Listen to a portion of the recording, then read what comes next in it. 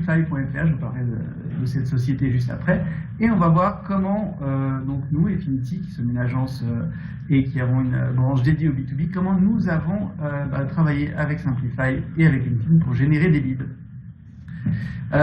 Donc, je suis Guillaume Rigal, voilà, c'est moi. La semaine dernière, j'étais à San Francisco devant les bureaux de LinkedIn. Je me suis dit que c'était approprié étant donné ce webinaire.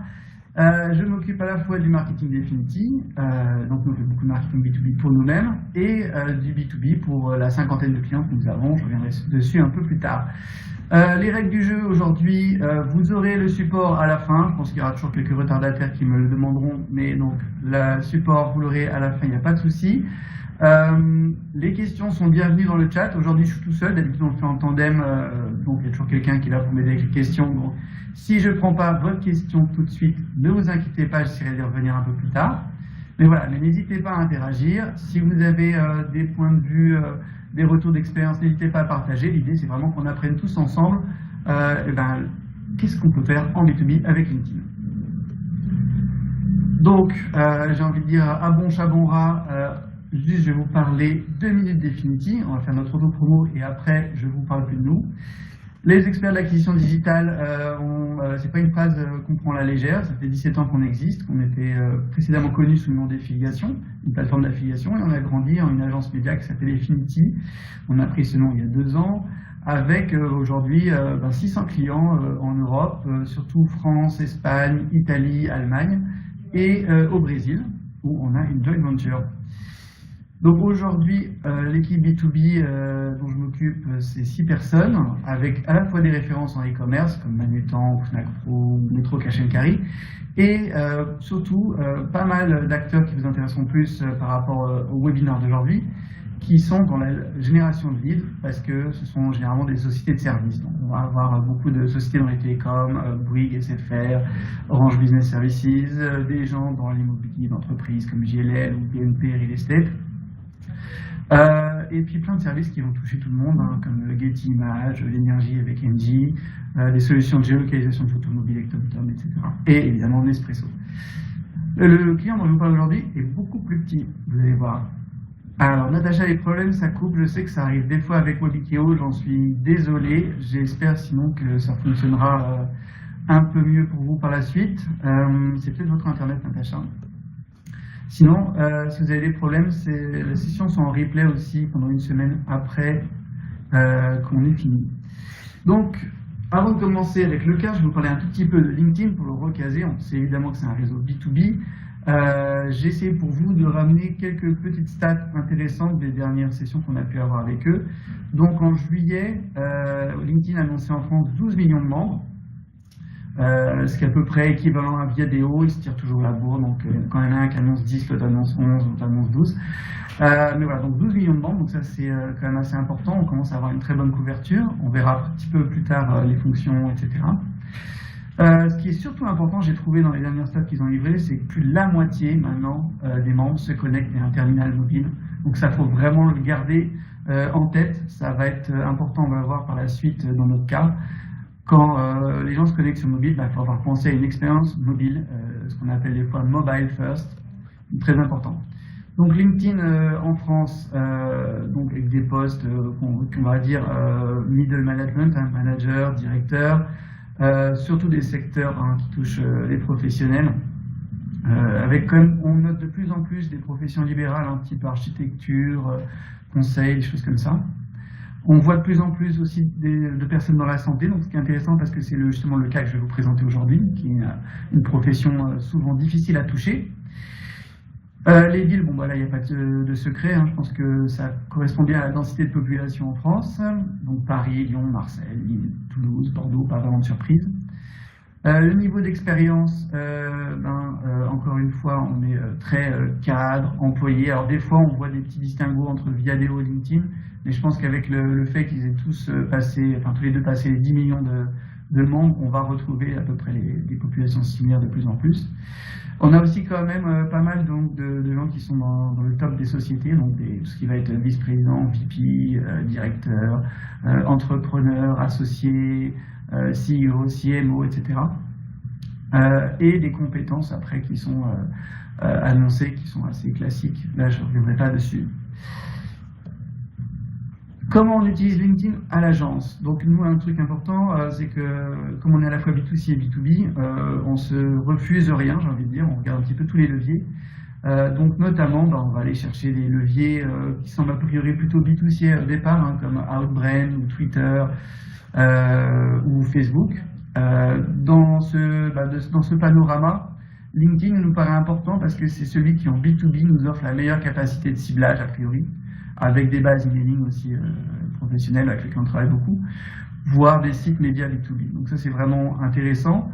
On va toucher, alors là j'ai pas mis de stade de connexion, mais on le verra tout à l'heure, les membres LinkedIn se connectent quand même assez régulièrement, même si c'est pas tous les jours, ils se connectent assez régulièrement à leur compte, une ou plusieurs fois par mois, ce qui fait qu'on peut aller toucher comme ça des gens avec une data, hein, je reviens sur la data qui est un gros sujet en ce moment, qui est quand même vraiment intéressant du côté de LinkedIn. Ils ont beaucoup de données sur la taille de la société, la fonction, éventuellement le passé, l'historique, les centres d'intérêt professionnels. Et donc la façon dont on le voit, c'est que donc, si vous voyez sur la gauche, la capacité de ciblage, LinkedIn c'est très fort en termes de targeting. Il commence à avoir des options de retargeting, mais comme c'est un média qui est cher, on ne va pas forcément les retargeter sur LinkedIn. Ensuite, en termes d'investissement, on peut avoir des investissements qui s'appellent fractionnés, donc généralement du CPC ou du CPM, ou forfaitaire, où là on est obligé de mettre tout de suite une certaine enveloppe sur la table. Forfaitaire, c'est le cas de LinkedIn InMail. On va revenir un petit peu sur ce que c'est l'InMail par la suite, mais donc c'est le fait d'envoyer un courrier directement dans la messagerie LinkedIn. Et LinkedIn Sponsor de Date, elles sont intéressantes parce qu'elles sont au clic, donc on n'a pas forcément une ligne de départ importante, on peut commencer à tester et surtout calibrer ces tests au fur et à mesure. Donc les CPC sont élevés, mais ça reste quand même beaucoup plus flexible.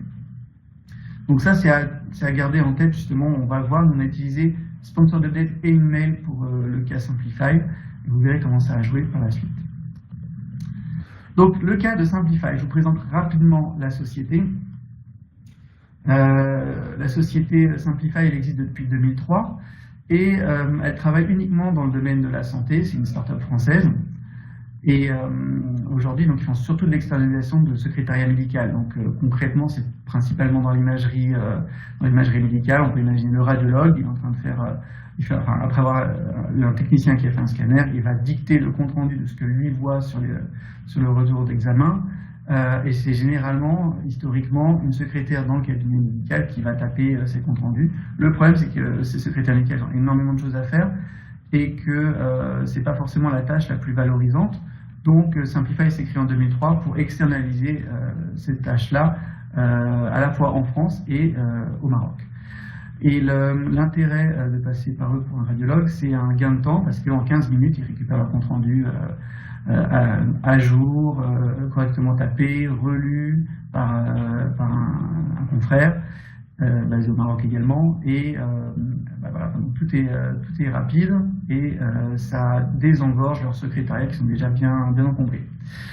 Depuis ce lancement, Simplify a lancé un autre produit qui est la prise de rendez-vous téléphonique. Pareil, quand on veut prendre rendez-vous avec un praticien, on est assez habitué à tomber sur des secrétariats déportés. C'était moins le cas dans l'imagerie médicale, notamment, où les rendez-vous sont beaucoup plus difficiles à prendre. Donc on est dans une activité très spécialisée et on s'adresse à un public, comme on va le voir, qui est quand même aussi, lui, très restreint.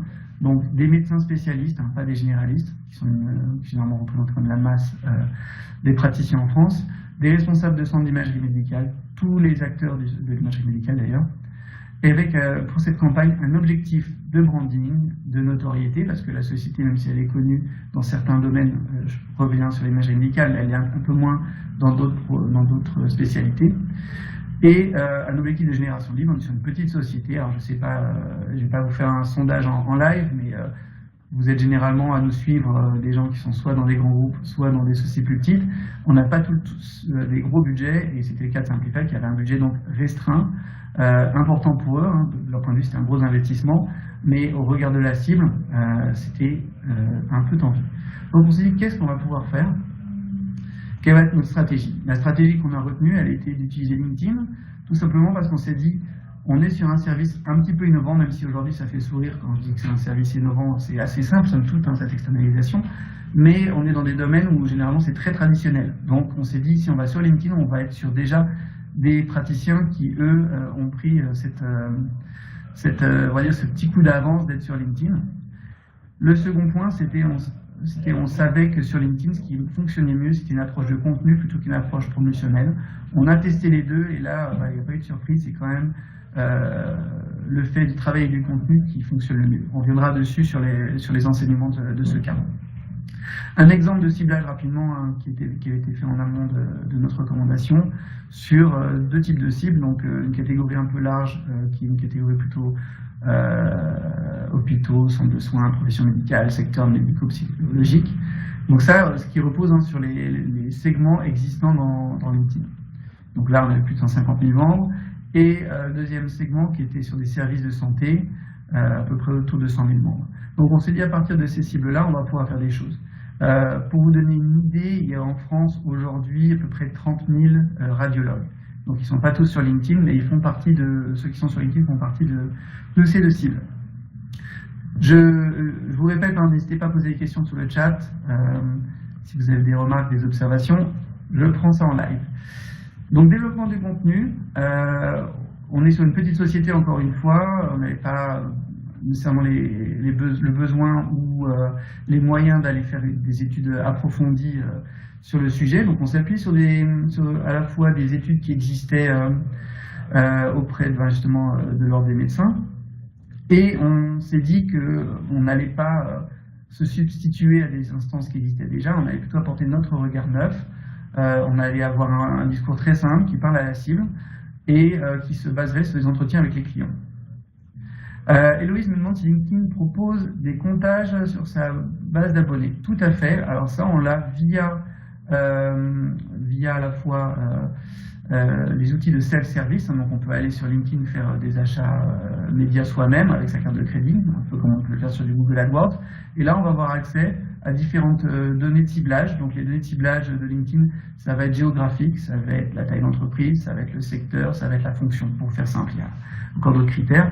Et c'est des données qui sont affinées, et puis des capacités de ciblage qui sont affinées un petit peu chaque trimestre. Donc il y a des nouveautés qui arrivent, notamment le fait de pouvoir cibler par nom de société. Ça commence à se déployer sur LinkedIn. Sylvie me pose une question, 97 000 membres de santé, comment les cibler, c'est vraiment concerné par le produit, n'est-ce pas de la masse?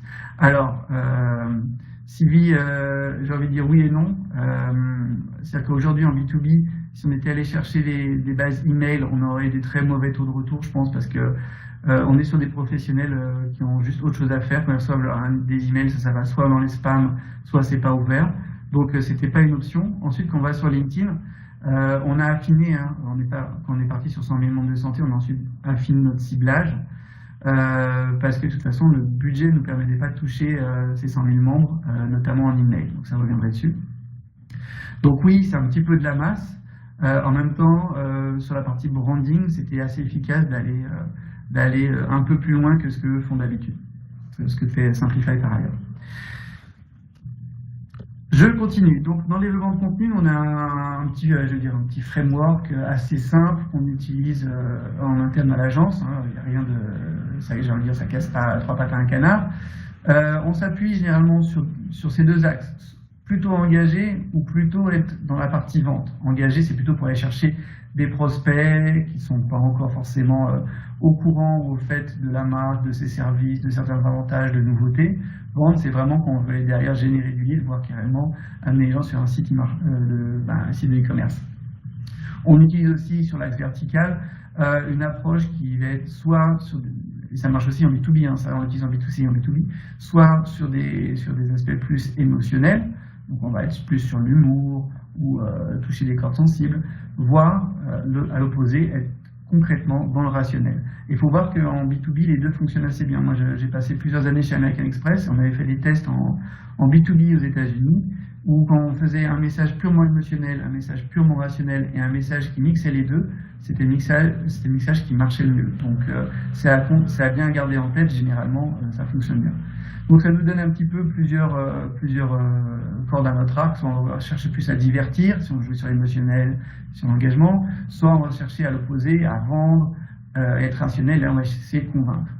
On a cherché un petit peu la quadrature du cercle dans les documents qu'on a développés pour Simplify, parce qu'on voulait encore une fois être simple, avoir un discours qui reste assez léger, mais qui soit axé dans le concret. Donc ça nous a amené, j'ai envie de dire, à être plutôt sur cette phase de gauche, avec une éducation et un petit peu de divertissement. Donc ça s'est concrétisé par des guides qui mixaient plusieurs sujets. Donc il y a 2 guides qu'on a mis en place pour les clients de Simplify, pour les prospects. Un qui était améliorer l'accueil des patients. On s'est dit ça c'était un sujet qui nous paraissait assez pertinent.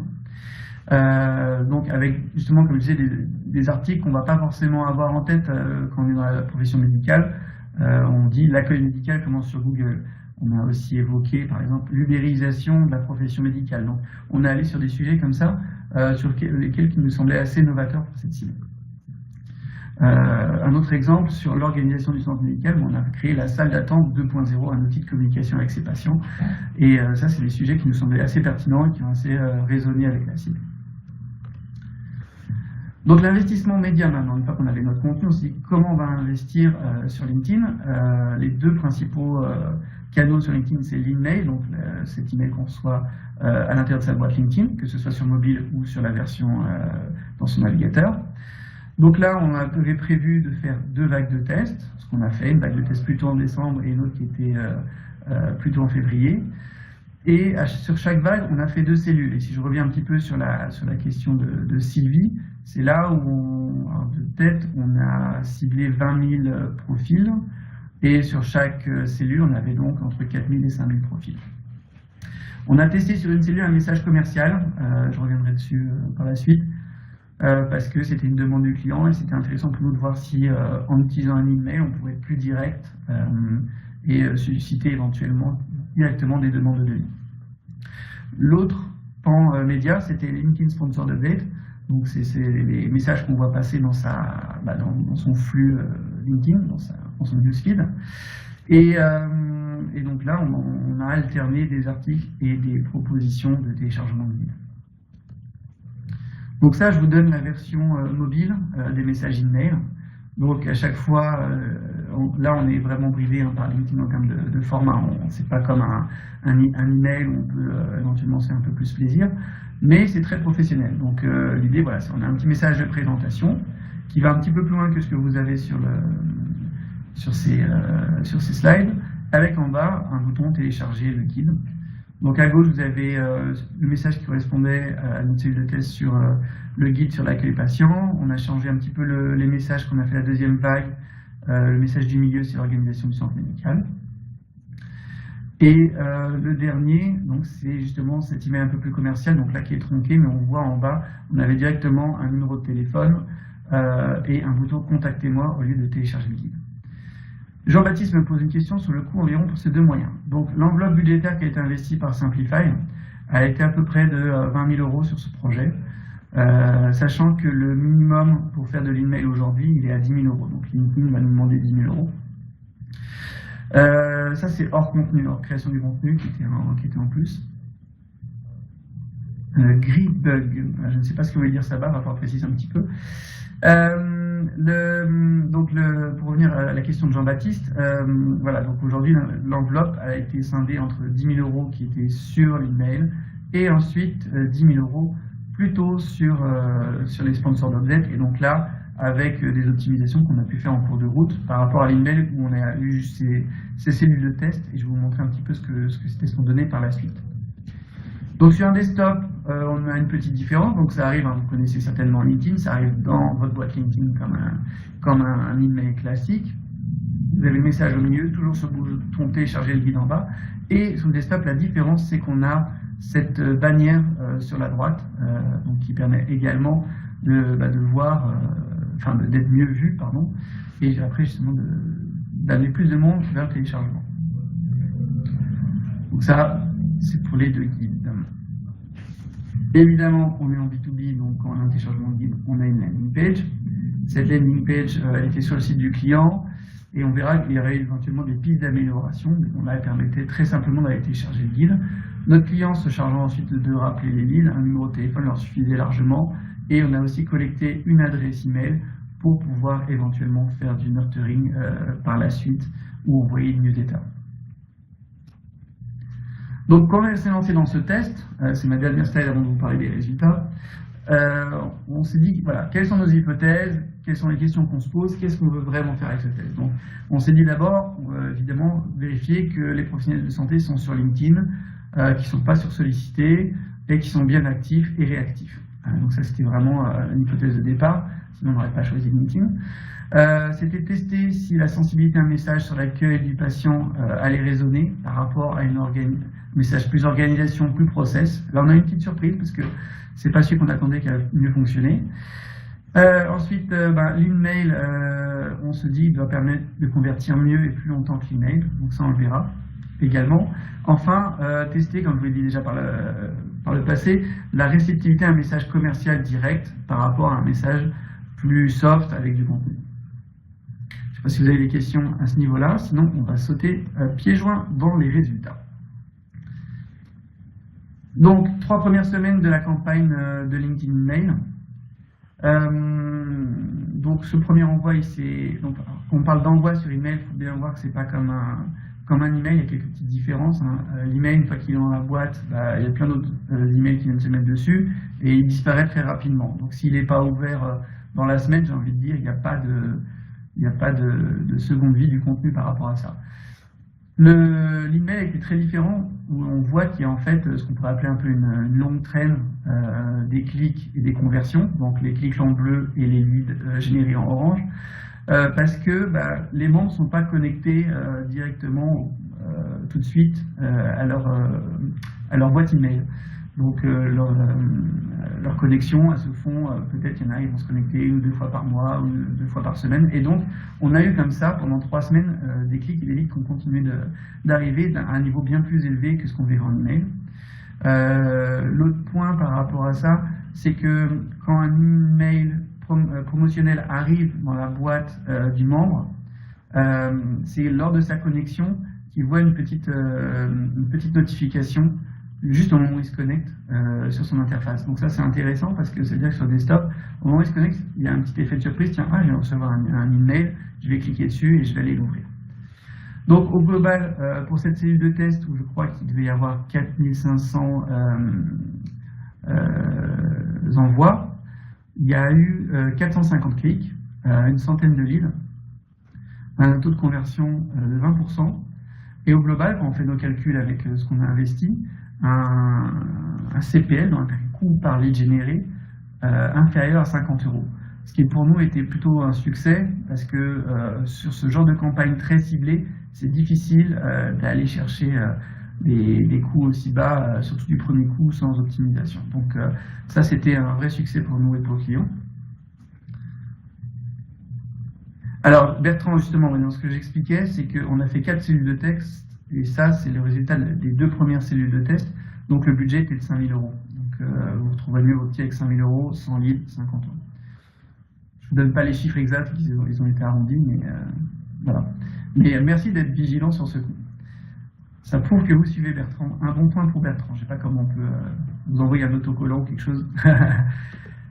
Je continue. Donc, autre enseignement intéressant, l'utilisation de LinkedIn correspond surtout à des temps forts, de non-temps forts, on va dire, pour le client.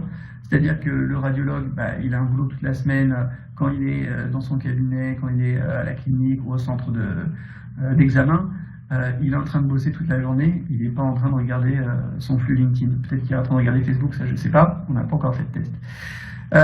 Donc on voit bien à gauche les leads reçus par jour de la semaine à la fin de ces 3 semaines. C'était principalement vendredi, samedi, dimanche et un petit peu le lundi, beaucoup moins sur le milieu de la semaine. Et quand on regarde les horaires, alors c'est un tout petit peu fouillis, mais on voit quand même qu'avant 8 h du matin, il y a un pic. Ça, c'est le deuxième trait vertical. Il y a ce pic vers 10-11 h midi. Et ensuite, on a un pic dans la soirée. Et donc ça, on l'avait déjà remarqué, nous, sur d'autres campagnes qu'on a pu faire. Des professions où on n'est pas dans un bureau, je veux dire pas les fesses sur son siège derrière son bureau, comme nous, on peut l'être en marketing, ou dans des salles de réunion. on remarque ça, hein. J'ai envie de dire, c'est un peu difficile de comparer le métier de la construction et du BTP avec celui de radiologue, mais on a la même chose dans le BTP, on va avoir des leads qui sont plutôt avant la journée de travail, à la pause du midi et en soirée. Alors, vous parliez d'un minimum de 10 000 €, on peut faire 5 000. Charlotte, j'ai un client qui m'a dit une fois qu'il avait une proposition de LinkedIn pour un minimum de 5 000 €. Moi, j'ai toujours eu de LinkedIn le message que c'était un minimum de 10 000 €, donc c'est ce qu'on recommande à nos clients. Il y a une nouveauté pour le début de 2017. LinkedIn va certainement annoncer que l'email va passer en self-service et donc ils vont lever cette contrainte de budget minimum, a priori. Voilà. Mais pour l'instant, on en est là. Héloïse me demande, ces graphes vous ont été communiqués par LinkedIn? Non, pas du tout. Ça, c'est notre propre tracking. Donc, je reviendrai un petit peu sur le tracking des campagnes.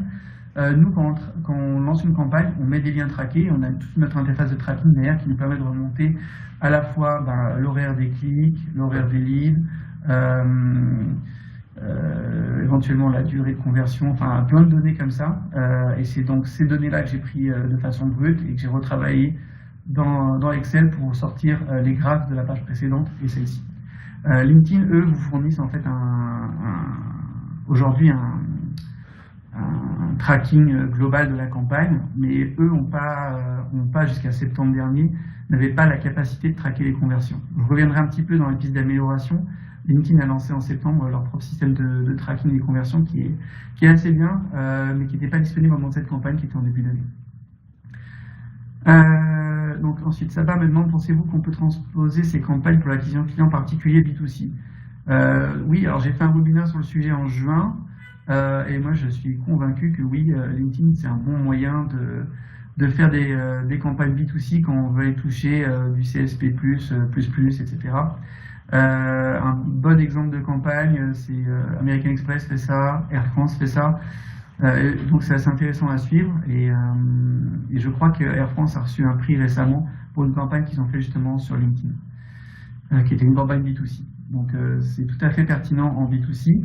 Il faut bien se mettre en tête qu'on est sur des coûts d'acquisition qui sont bien plus élevés qu'on peut avoir sur Facebook, notamment les coûts du clic qui vont être à 2,50 €, là où sur Facebook on est plus à 50 centimes.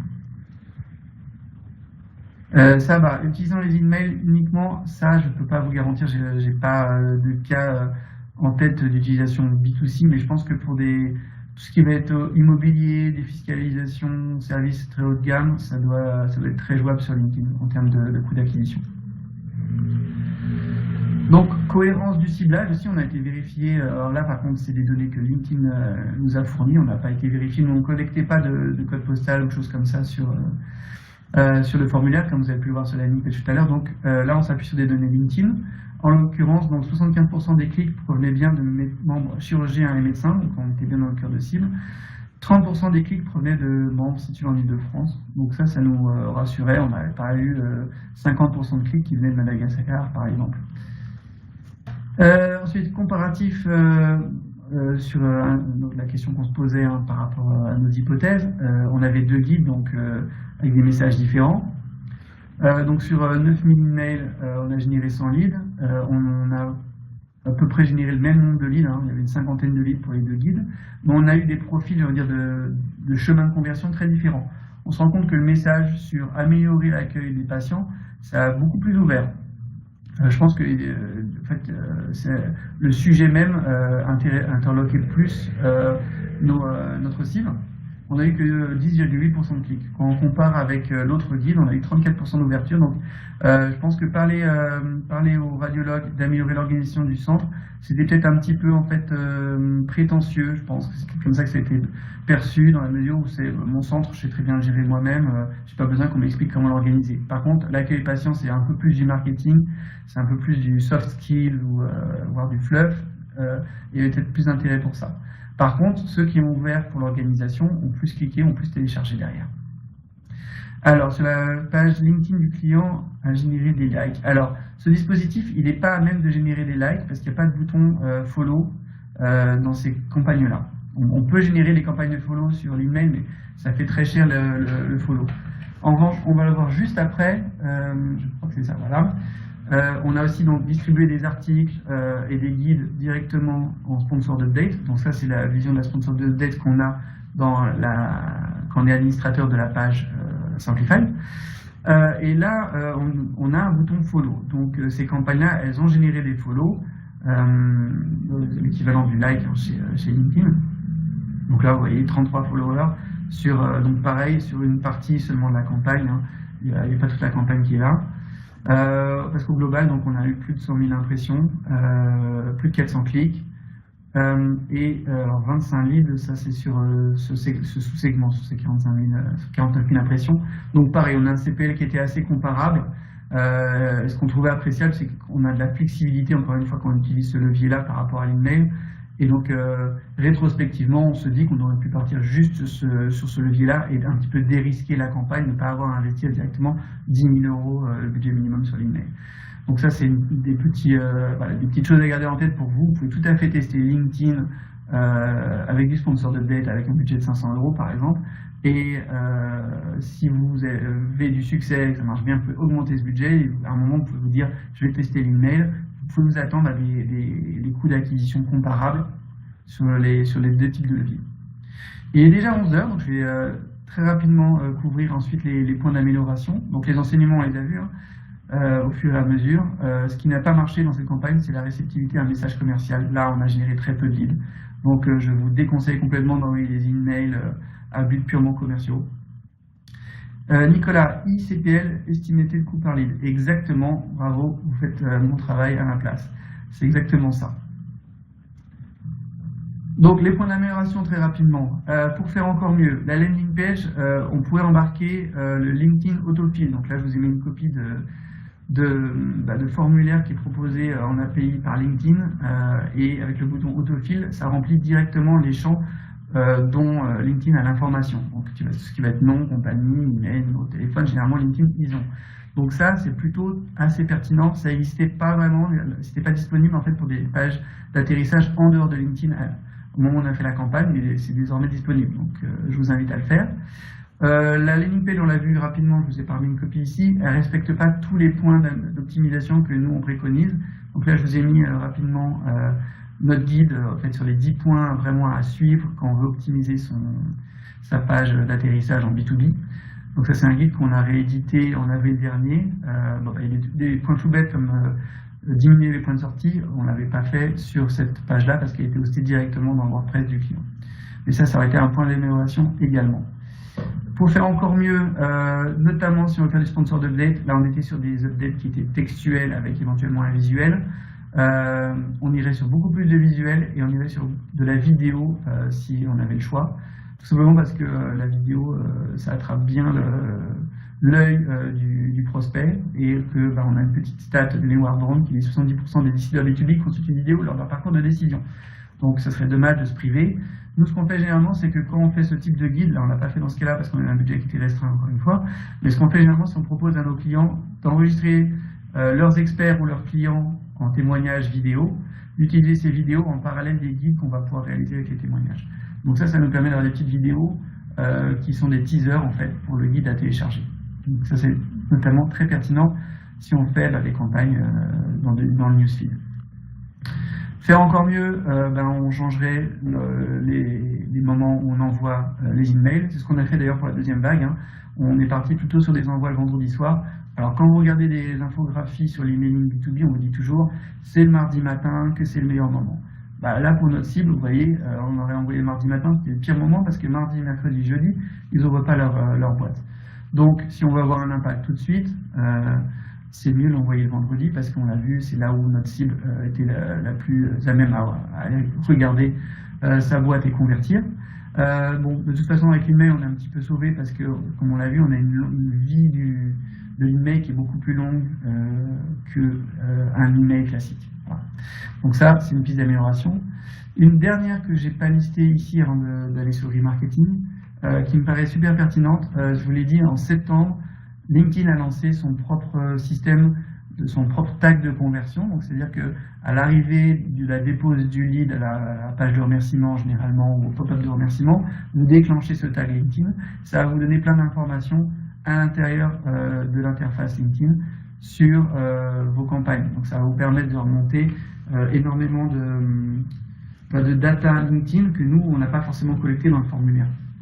Donc ça, je vous invite à aller jeter un coup d'œil, vous tapez LinkedIn Conversion Tracking et vous aurez le mini-site de LinkedIn qui vous parle, qui est une petite vidéo qui vous explique exactement comment ça marche, et ça c'est vraiment pertinent. Donc là on ne l'avait pas à l'époque, mais toutes les campagnes qu'on fait à partir de maintenant vont embarquer ce pixel de conversion qui nous permettront d'aller chercher des données supplémentaires.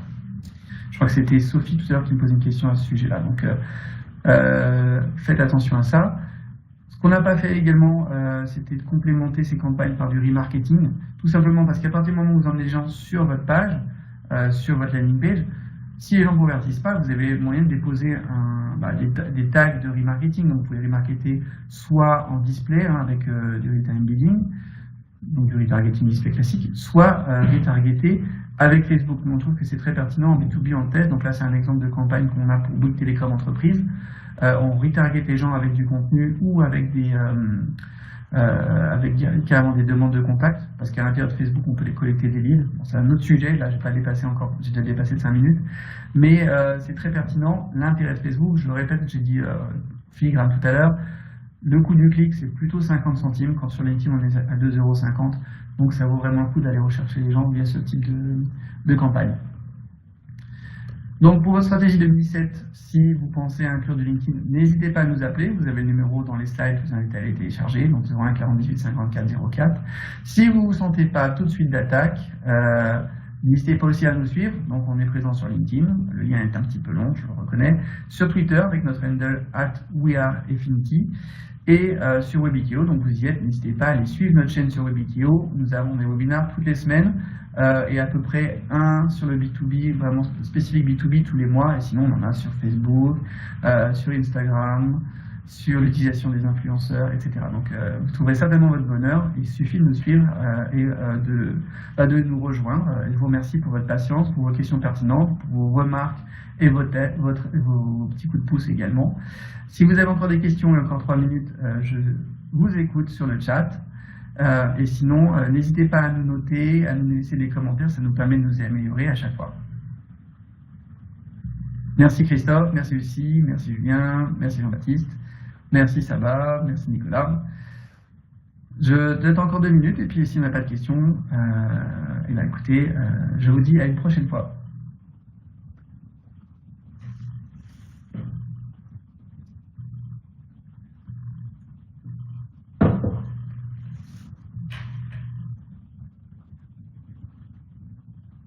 Oui, Jean-Baptiste, le support va être disponible dans l'interface Webikio. J'ai notre merveilleuse Céline qui est en train de le mettre. Voilà, il est téléchargeable. Magnifique.